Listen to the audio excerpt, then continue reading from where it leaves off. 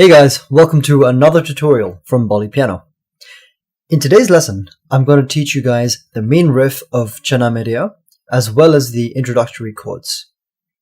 The song is in the key of A minor, just like Sun Satya, but this time the tempo is 84 beats per minute. 5, 6, 7, and.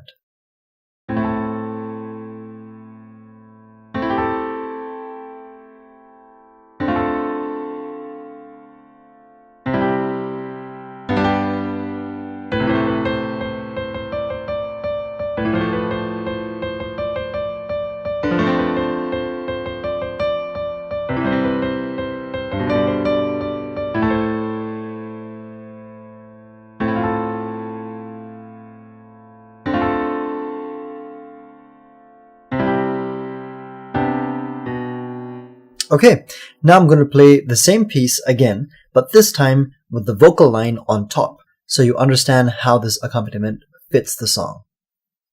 5, 6, 7, and.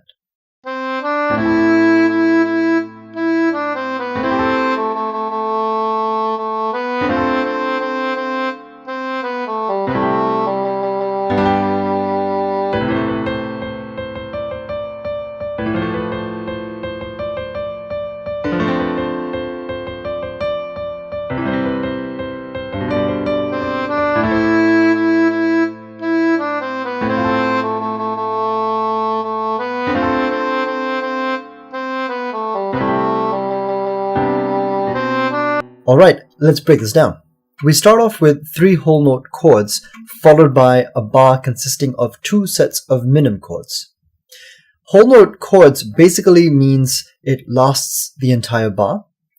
Since we are in the time signature of 4/4, that means there are 4 beats to a bar. Hence, whole notes last the duration of 4 beats. Let me demonstrate this by playing the first chord. 1, 2, 3, 4. The first chord has you playing octave A's in the left hand, and your right hand plays middle C, E, and A. So once again, notice how I'm not actually pressing down on all the notes at the same time. I'm actually playing it one after the other at a very rapid pace, just like this.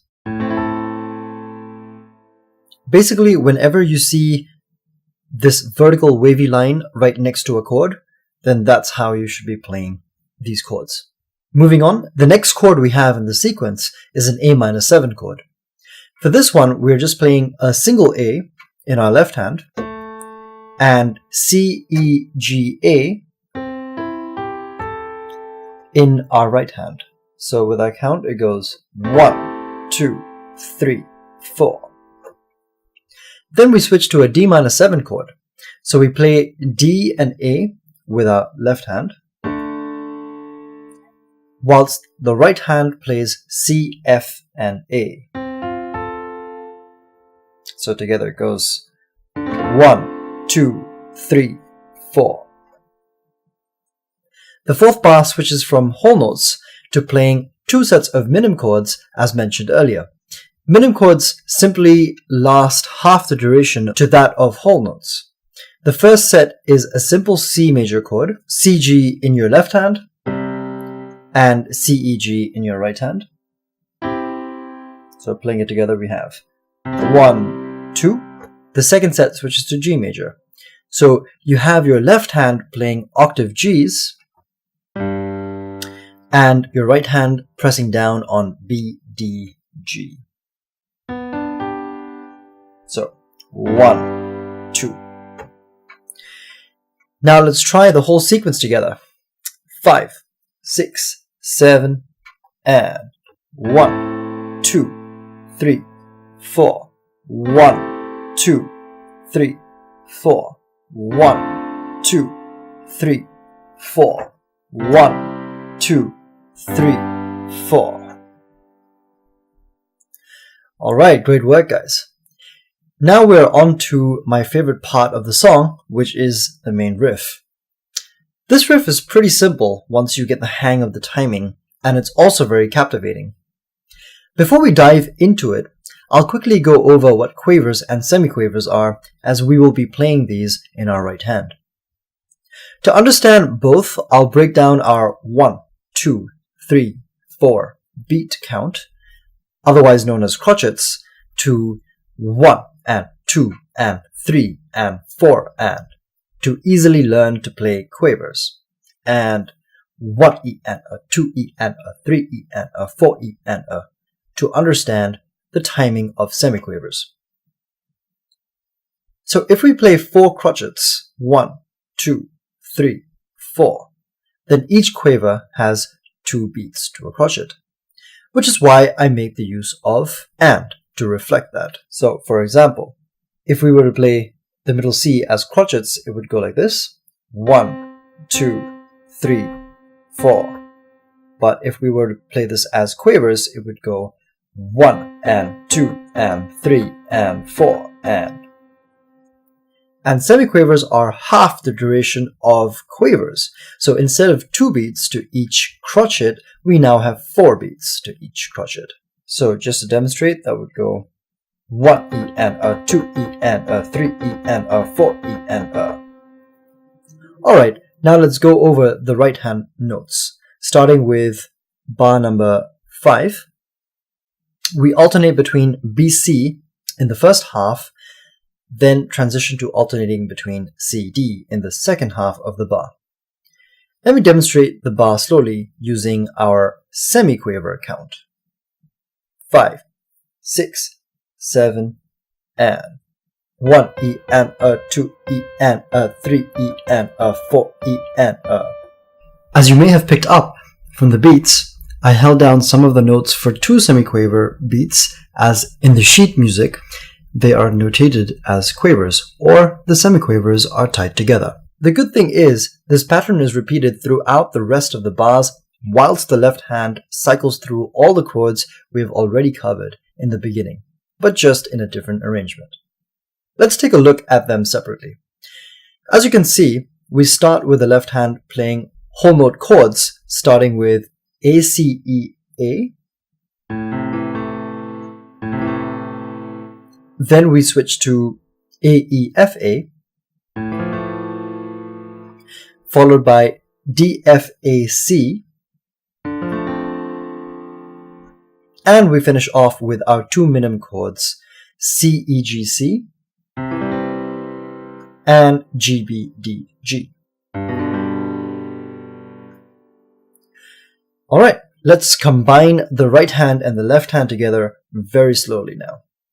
5, 6, 7, and 1E and a, 2E and a, 3E and a, 4E and a, 1E and a, 2E and a, 3E and a, 4E and a, 1E and a, 2E and a, 3E and a, 4E and a, 1E and a, 2E and a, 3E and a, 4E and a.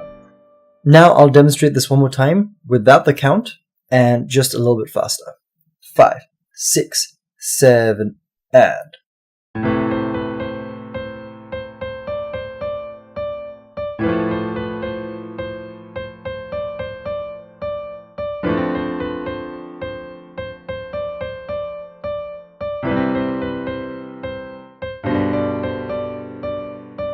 We will see this main riff pop up throughout the song with slight variations.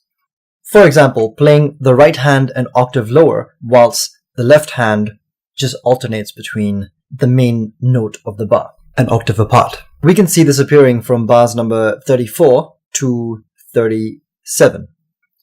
I'll just demonstrate it once. 5, 6, 7, and.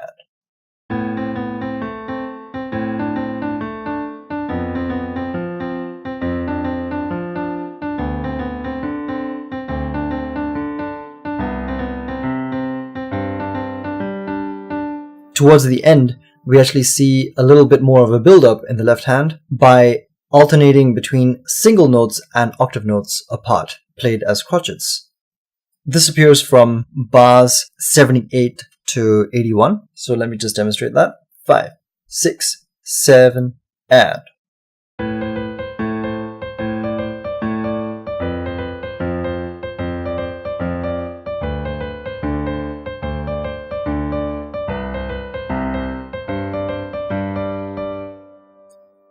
For absolute beginners, this will take some time to master, but you'll have a lot of fun playing it once you've got it down. Alright, moving on to the second time Arijit sings Acha Chalta Hoon. We have almost identical chords and notes being played as we did at the start, except for 3 places. The first one appears in the first bar itself, which is bar number 10, where instead of playing C, E, A in your right hand, as we saw in bar number 1, you're playing an inversion of it by bringing C to the top and playing it with your pinky finger. So E, A, C. The second difference is seen in bar number 11, which has you playing octave A's in your left hand and C, E, F, A in your right hand. So octave A's in your left hand and C, E, F, A in your right hand.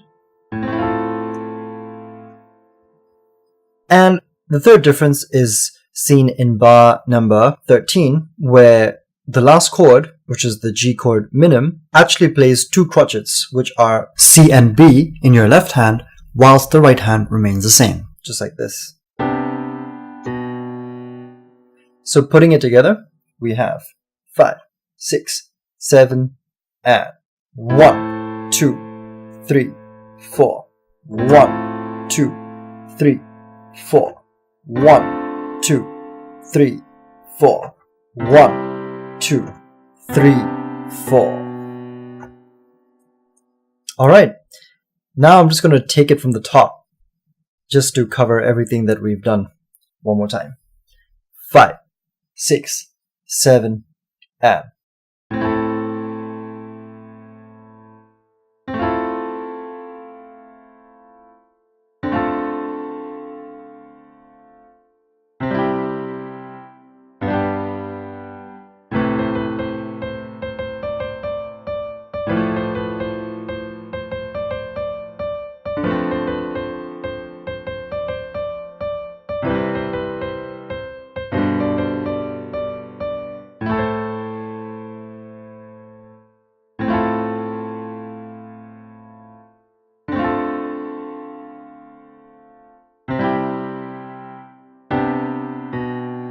Okay guys, this is the end of today's lesson. In our next lesson, we will learn the rest of the first verse as the accompaniment pattern changes when Arijit starts singing Dil Ke Sanduko Mein. See you guys soon.